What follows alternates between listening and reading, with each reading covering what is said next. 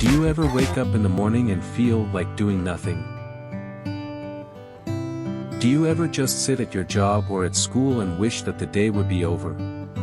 Do you ever wish that you could be as motivated or self-disciplined as all these other people that you see on social media, who always seem to be accomplishing their goals?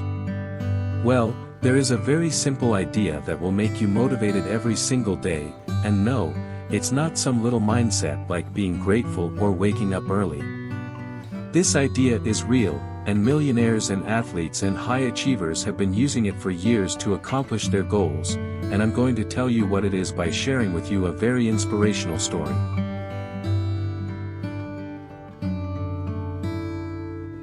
This is Dave. Dave is an 18-year-old boy who is in the final year of high school. David had a pretty difficult life growing up, where he lived with his father and his little sister. His mother passed away from cancer at a very early age. David's father had to work very hard to provide for the family, and the only time David got to see him was for like 15 minutes when he picked him up from school, because soon after that, he had to start his second job. David found himself wanting to hang out with the older kids at his school because he saw them as the father figure that he didn't have, but unfortunately, they would pressure him to do bad things, like steal candy or steal cigarettes. And they would encourage him to skip school and party with them instead. His life was slowly heading in the wrong direction. But one night, after David had been out at a party, he came home to see two police cars in his driveway. As David walked to his house, he noticed that the main window was broken.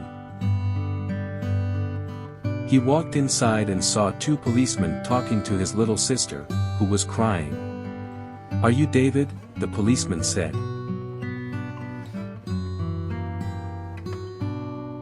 "Yeah, what's going on here? Where's my dad?" "Son, take a seat." The officer went on to explain that two burglars had attempted to break into their home, and that David's father happened to be awake. As a result of him trying to defend himself against the burglars, one of the burglars decided to take his father's life. David was in complete disbelief. The policeman's words didn't seem real. They themselves didn't seem real. This was literally a nightmare. In a matter of hours, David had now become the man of the house, and he had no family to turn to. He had very little money, and he now had to figure out a way to take care of himself and his little sister. Otherwise, they would be homeless and hungry. David was forced to drop out of school, and he immediately took on a full-time job at the local mechanic shop where he had been working part-time. He would be there all day and just clean the dirty car parts and sweep the dirty floors. After work, he would come home, buy his little sister some cheap food, and then help her with her homework. He then cleaned the house, paid the bills. He was doing everything that a normal parent would do, but after a few months, David started to run out of money. And he could barely afford to buy food. David tried getting a second job, but nobody really wanted to hire some kid who looked poor, who had little to no skills, and had no high school education. Things were beginning to get really dark for David. He loved his sister very much, and he just wanted her to have the best life possible. But right now he felt lost and alone. One day at the mechanic shop, David went up to his boss and asked if there was something that he could do to earn more money, and his boss said, "Well, I cannot pay you any more for your current job, but one of our mechanics just quit, and I'm looking for a replacement, so if you know how to repair cars, you could maybe do that," his boss said. "Yeah, I have some experience," David said. "Really, I was kind of kidding, to be honest. You've been working here for 3 months, and you're just telling me now that you know how to fix cars? Yeah, I don't know, I just thought that you didn't need a mechanic, and I needed a job, so I was just doing my job, David said. Huh, okay, well, in 3 weeks, I'm putting 3 potential new mechanics through a test to see who can repair the same broken engine the quickest, and I don't see why you couldn't be the 4th mechanic. How does that sound? That sounds great, thanks. Okay, well, if you need to brush up on your mechanic skills, you can read this book. It's basically the all-knowing guide to engine repair. And just so you know, this new job pays a lot more than your current job now. Later in the night, after his sister was all taken care of, David got out this massive book, and he thought to himself, if I can memorize every single thing in this book, maybe I can win this competition. Getting this job meant keeping himself and his little sister alive, and not getting the job meant being homeless and hungry. The stakes were very high. So for the next 3 weeks, David was glued to this book. And he read every single word 4 to 5 times, and he would close his eyes and pretend that he was putting together the parts that he was reading about. And he would visualize the problems to look out for and visualize how to solve them. Because he did not have any real car parts to practice on, he started to pay really close attention to the car parts that he would clean at his work. He would focus on the feeling of the metal in between his hands, and he would study every groove and every angle. And he would analyze where all the parts would fit together. Whenever David felt tired or felt like he couldn't work anymore, he would just look at the hollow cupboards in his house, where there was almost no food. And he would feel the cold air crawl up his spine because he could not really afford heating. But more importantly, he would look at his hungry, confused, sad little sister, who still could not really comprehend that both her mother and her father were gone. A hardship like that is not meant for a child. David had no choice. For the next 3 weeks, he barely slept, barely ate, barely drank. All he did was work. Finally, the competition day had come. David walked into the store, and he saw the 3 other mechanics, who all had their own tools, their own towels, their own cars. They looked very professional. "Hey, kid, how are you feeling?" the boss said. "Yeah, I'm okay. If you need to use my tools to fix the engine, I'll leave them here for you."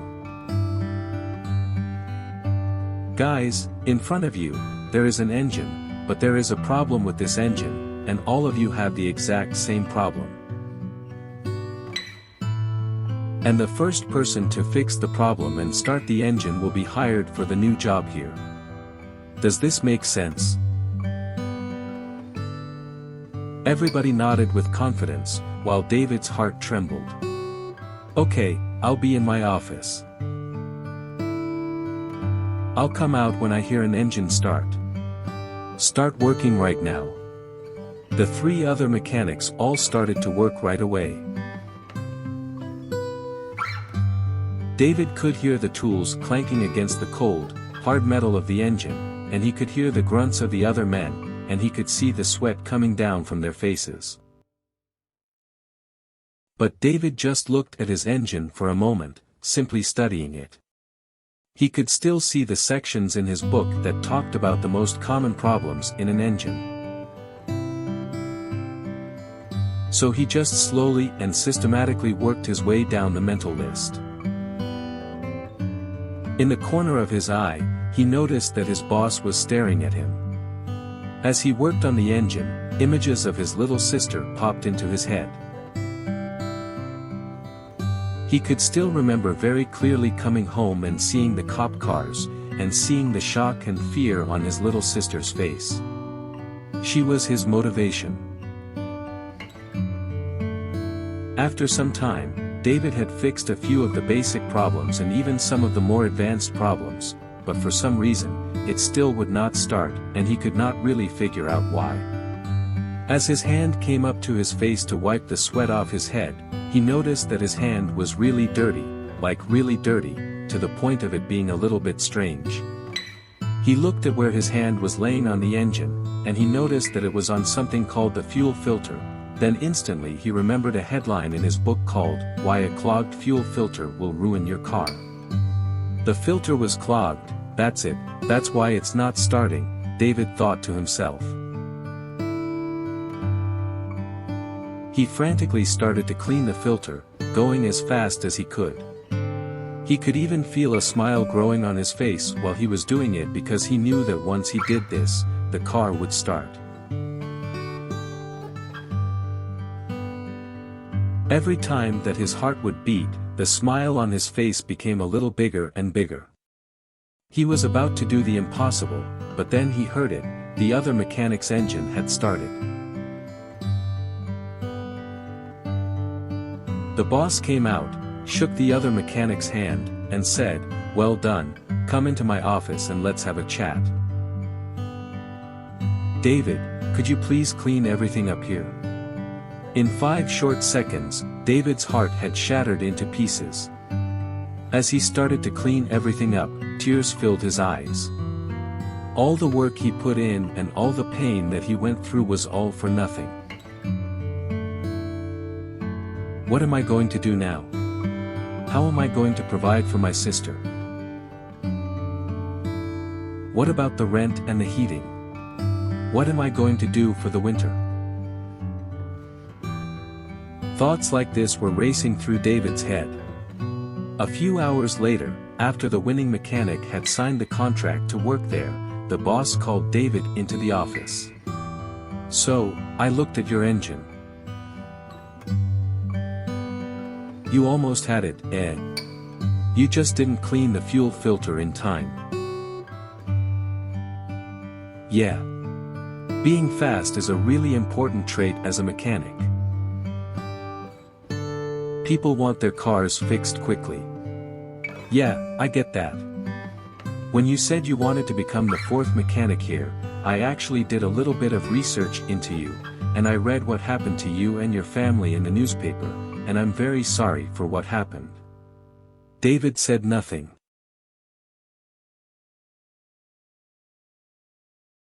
"David, I'm going to ask you a question, and I want you to be really honest with me, okay?"